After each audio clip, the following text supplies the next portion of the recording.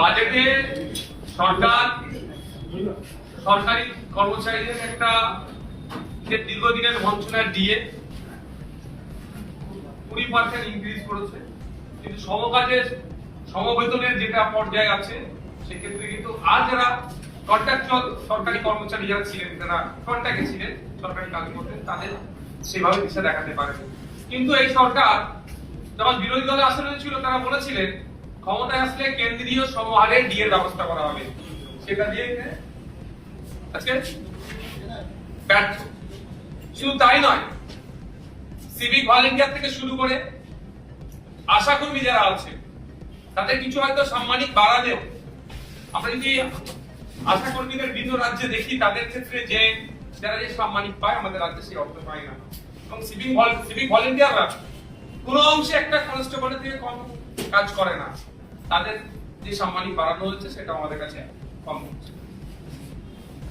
দীঘায় যখন জগন্নাথ মন্দির বা জগন্নাথ ধাম বা নিউ টাউনে বিগত সরকার যে দুর্গামন করার পরিকল্পনা নিচ্ছিল, বর্তমান যারা শাসকে আছে তারা তখন বিরোধীরা আসনে ছিল, তখন তারা বলেছিল যে রাষ্ট্রীয় টাকা বা জনগণের ট্যাক্সের টাকা থেকে এই ধরনের ধর্মকর্ম কাজ করা যায় না।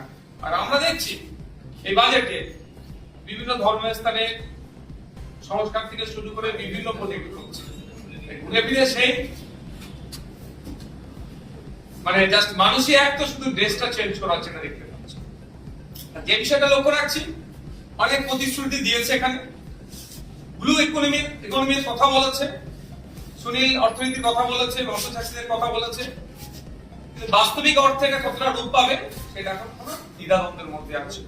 কারণ আমরা দেখেছি অলরেডি সমতলে যেভাবে দু একটা শিল্পপতি গোষ্ঠী কন্ট্রোল করছে, এই ব্লু অর্থনীতির কথা চাপিয়ে সুনীল অর্থনীতির কথা বলে এবারে কি জলটাকেও দখল নেবে, সেই দুটো একটা কোম্পানিকে বরাদ দিয়ে সবটাই কন্ট্রোল নেবে না।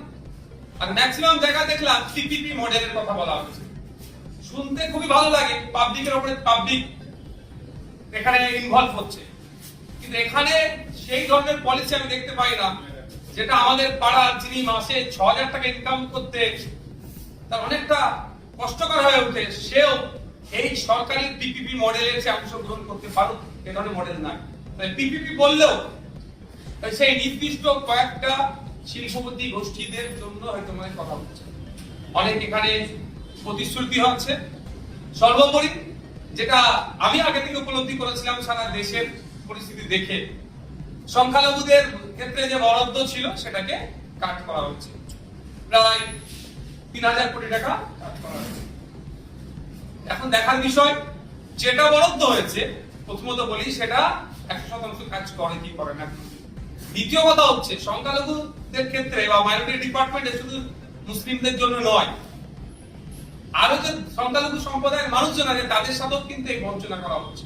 এদিকে এদের সরকারের স্লোগান সবকা সাথ সবকা বিকাশ বললেও ভারতবর্ষের সংখ্যালঘু সম্প্রদায়কে ক্রমশ কোণঠাসা করা হচ্ছে, এটা তার জ্বলন্ত একটা প্রমাণ দিলেন। আগামী দিনে নিশ্চিতভাবে বাজেটের উপরে যখন বিস্তারিত বলার সুযোগ দেওয়া হবে, আপনাদের তো লাইভেরও সুযোগ আছে, সে বিষয়ে তখন চর্চা করব। তবে এতটুকু কথা বলবো,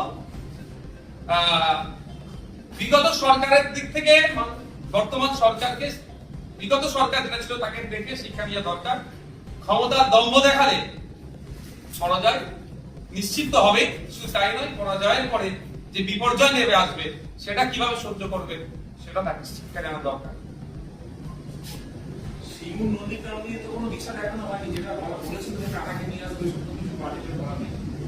গভর্নর স্পিচের উপরে নন্দীগ্রামকে নিয়ে চর্চা হয়েছে, সিঙ্গুরকে নিয়ে চর্চা হয়েছে, নন্দীগ্রামের জন্য শুধুমাত্র একটা ব্রিজের নির্মাণের কথা উল্লেখ আছে।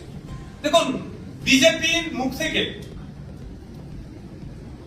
সিঙ্গুর শব্দটা যত কম আসবে আমার মনে হয় ততই ভালো, কারণ সিঙ্গুর থেকে টাটাদেরকে উচ্ছেদ করার যদি মুখোশ হয়ে থাকে মমতা ব্যানার্জি, মুখ কিন্তু বিজেপি। আমরা দেখেছি আজ টাটা সিঙ্গুর থেকে বিতাড়িত হওয়ার ফলে পশ্চিমবাংলার শিল্পের সর্বনাশ হয়েছে। আমি বলেছিলাম যতদিন মমতা ব্যানার্জি পশ্চিমবাংলা থাকবে শিল্পপতিরা ইনভেস্ট করবে না, ওই বিশ্ববঙ্গ বাণিজ্য সম্মেলন হবে, খাবে দাবে চলে যাবে। এখনো পর্যন্ত সিঙ্গুরকে নিয়ে সে দিশা দেখাতে পারেনি। আর সর্বোপরি কোন মুখে দিশা দেখাবে?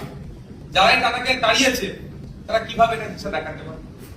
এট এ গ্লান্স আপনার বাজেটটা কি মনে হচ্ছে? প্রথম দফায় দেখে দফা হয়তো পড়াশোনা হয়, কিন্তু দেখে এট এ গ্লান্স আপনার কি মনে হয়? কিছু চমক আছে, কিছু চমক আছে। আর এই আর যে ব্যর্থতা এই বাজেটের মধ্যে আছে, ব্যর্থতা ঢাকা দেওয়ার একটাই জায়গা, সংখ্যালঘুদের ফান্ড কেটে দেওয়া হয়েছে, মুসলিমদের ফান্ড হিসাবে। ফলে যারা বিজেপিকে নিয়ে এসছে একটা অংশ, একটা হেভি অংশকে ভোট দিয়ে নিয়ে এসছে এই রাজ্য সরকারের বিচারিতা অন্যায় অত্যাচারের বিরুদ্ধে বিগত সরকারের, আর যে অংশের ভোটটা বিজেপিকে নিয়ে এসছে তারা দেখাবে যে মুসলিমদেরকে টাইট দেওয়া হচ্ছে, এটা দিয়ে চাপা দেওয়ার জন্য এই সংখ্যালঘুদের ফান্ডে নির্দিষ্ট করে ওই কোশ্চেনটাই করবো। সংখ্যালঘু দপ্তর, মাদ্রাসা শিক্ষা দপ্তর, তার যে বরাদ্দ তার প্রায় 50% নিচে নেমে গেছে। আগের সরকারের এই যে বরাদ্দ ছিল এবং এই সরকারের যে কমানো হলো আগের এবং এখন কিভাবে বিশ্লেষণ করবো? দেখুন, এই বাজেটের যে সমস্ত দিকগুলো ব্যর্থতা আছে, দুর্বল জায়গাগুলো ঢাকা দেওয়ার অস্ত্র ওটাই, আর কোনো চর্চা হবে না, ওটাই অস্ত্র। এই দুর্বলতা ঢাকা দেওয়ার জন্য সংখ্যালঘুরা রেডি আছে, এক নম্বর। দ্বিতীয় কথা, সংখ্যালঘুদেরকে মানে সংখ্যালঘু মুসলমানদেরকে টাইট দিতে গিয়ে বাকি যারা সংখ্যালঘু সম্প্রদায় অন্তর্ভুক্ত তারা আজকে টাইট হচ্ছে। তৃতীয়ত, যে বাজেটটা আজকে রেখেছে একটু আমি চরম বিরোধিতা করছি, কারণ প্রত্যেকটা ডিপার্টমেন্টের বাজেট বাড়লো, সংখ্যালঘু ডিপার্টমেন্টের বাজেট কমে গেল, এটা আমি চরম বিরোধিতা করছি এবং এটা নিয়ে বিবেচনা করা হয় সেটাও আমি চর্চা করছি। 3 নম্বর বিষয় যেটা থাকছে সেটা হচ্ছে যে বাজেট বরাদ্দ হয়েছে সেটাও যদি 100% কাজ করে সেটাও কিন্তু উপরি পাওনা হবে। কারণ এটুকু আমি বলে দিই, লাস্ট ফিনান্সিয়াল ইয়ারে 5500 কোটি টাকার উপরে সংখ্যালঘুদের স্বার্থে বরাদ্দ ছিল তৃণমূল পরিচালিত সরকারের।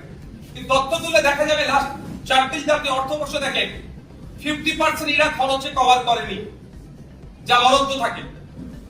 শুধু তাই নয়, 20% মুসলিম যে ব্লকে বসবাস করে সেই ব্লকগুলোকে অ্যাজ মুসলিম ব্লক হিসেবে ট্রিট করিয়ে ওখানে স্কুল এডুকেশন সহ আনুষঙ্গিক ডিপার্টমেন্টে এই সংখ্যালঘু বিষয়ক মাদ্রাসা শিক্ষা দপ্তরের টাকাও খরচ করা হতো, অর্থাৎ টাকা ফান্ডের অপব্যবহার হতো। আমি আশা করবো এই সরকারের কাছে যে ফান্ডের অপব্যবহার না হয়, মিসম্যানেজমেন্ট না হয়, যে ফান্ড যার জন্য বরাদ্দ হয়েছে হেড টু হেড সেটা খরচ করা হোক এবং এটা এই বৈষম্যের হাত থেকে, বঞ্চনার হাত থেকে বাংলার মানুষ সহ সংখ্যালঘুদেরকে মুক্তি দেওয়া হোক। কারণ গভর্নর স্যার তার স্পিচে বলছে আপনার ধর্মনিরপেক্ষতার চরিত্র বজায় রাখার কথা। যদি ওটাই হয় এবং প্রত্যেকটা ধর্ম জাত বর্ণের ঊর্ধ্বে গিয়ে একটা গুড গভর্নেন্স উপহার দেওয়ার কথা বলছে, তো এখানে নির্দিষ্ট করে সংখ্যালঘু সম্প্রদায় মুক্ত যারা আছে তাহলে সরকারের দ্বারাই তারা বৈষম্যের শিকার হচ্ছে। আর এই সরকার সংবিধানকে সামনে রেখে শপথ নিচ্ছে। আশা করবো সংবিধান সম্মত কাজ করবে। সংবিধান যে রাইটস গুলো দিয়েছে একজন সাধারণ নাগরিকের উপরে, একজন সংখ্যালঘুর উপরে, একজন এসটি এসসির উপরে, সেটা যাতে যথাযথ ফুলফিল হয় সেটা নজর রাখবে। বিজেপি বহুবার পরিযায়ী শ্রমিক নিয়ে অনেক সমালোচনা করছে আগের সরকারে, এই বাজেটে কি পরিযায়ী শ্রমিকদের নিয়ে কোনো দিশা দেখানো হয়েছে? এখানে নতুন কলকারখানা তৈরি হবে, কর্মসংস্থান তৈরি হবে পরিযায়ী শ্রমিকদেরকে ছাড়তে, যাতে ওরা এখানে কাজ করে। কিন্তু এখনই তো এটা সম্ভব নয়। আজকে বললি কালকে একটা এখানে কোম্পানি আসবে, শিল্পপতি গোষ্ঠী আসবে, ইনভেস্ট করলো, কালকেই সেটা হয়ে যায় না, সময় লাগে। এই মুহূর্তে পরিযায়ী যারা আছেন তাদের বিভিন্ন ভাবে ভিন রাজ্যে যারা আছে তাদের প্রোটেকশন দেওয়ার ব্যাপারে কোনো শব্দ খরচা করলেন না। কিন্তু inter state migrant labour act আছে 1979, এক্সাক্ট সালটা মনে পড়ছে না, inter state migrant workman labour act আছে।